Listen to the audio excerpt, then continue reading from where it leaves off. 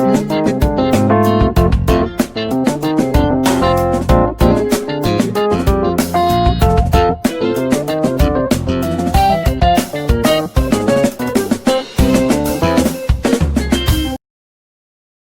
everyone. You are welcome to Anchor Network, where you get reliable and authentic news that are so crucial to you. I say big thank you to everyone who has been part of this channel and who has taken time to subscribe. And if you are yet to subscribe, I say please click the red subscribe button and also the bell icon. The bell icon will allow you to get notified anytime we publish any news. After Ekweremadu attack, Orji Kalu cancels trip to Spain. He said, I was invited by an Igbo group in Spain to attend their function. I could not go because of the interaction with my constituents. Former governor of Abia State and sitting senator Orji Kalu has cancelled his trip to Spain after members of the indigenous people of Biafra in Germany attacked former deputy senate president Ekweremadu on Saturday. Kalu, however, said his decision to ditch the trip was not to avoid assault from members of IPOB. In statement on Monday, Kalu explained that he has been in his country home, Igbere, interacting with members of his constituency since the National Assembly went on recess. The lawmaker said he had held several meetings with the people of Aba North at his residence in Igbere. The statement reads, I have been in my country home, interacting with people from my constituency and settling disputes. The news that I suspended my planned medical trip abroad is not true. I was invited by an Igbo group in Spain to attend their function. I could not go because of the interaction with my constituents. So guys, that is the news that has really been making round about Orji Kalu suspending his trip, to Spain. But he has come out to say no, he has a lot of responsibilities. He's been settling disputes, trying to bring people together in his own constituency. That is not as a result of what happened to Ekweremadu.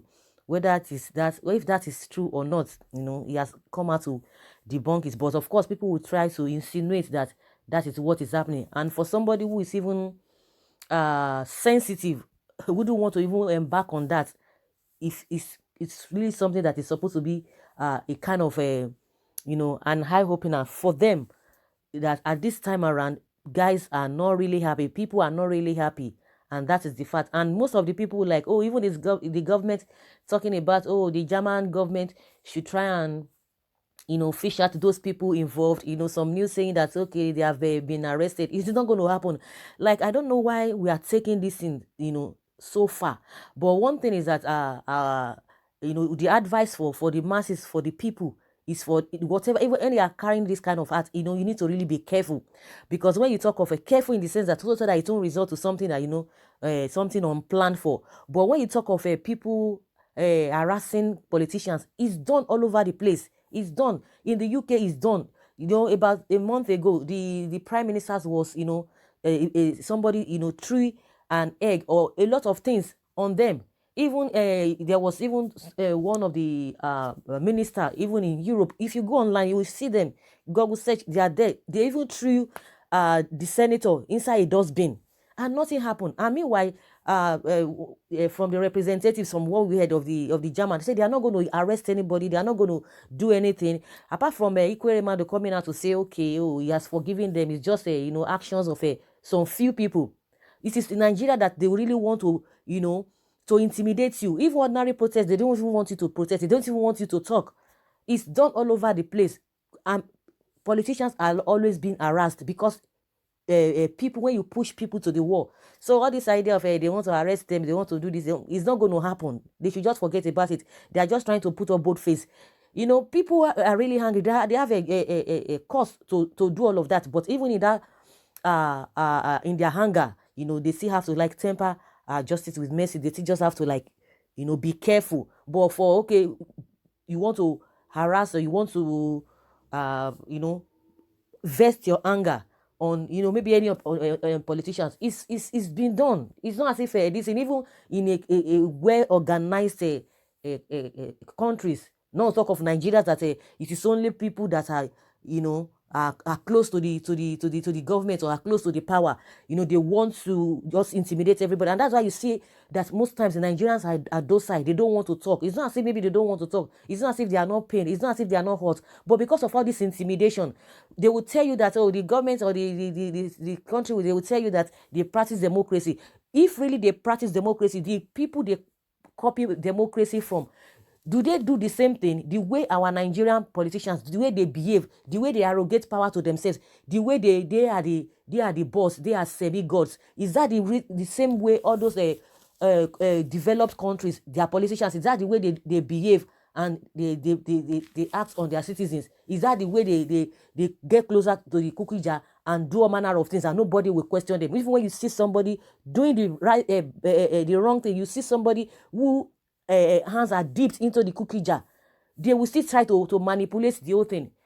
So that is just the whole thing. But for sensible uh, politicians, they should know that by now you need to be careful. You need to really be careful. Like I said in one of my videos, if you have been speaking for your people, you need to make it loud. If you need extra mic, to loud it, let your people know that you are really representing them. It's not that you are just going to, try to say some things, or maybe you are at the background, because that is what is happening. A lot of people have really come out. Oh, they say that, okay, Ekweremadu was one of the instrumental that really made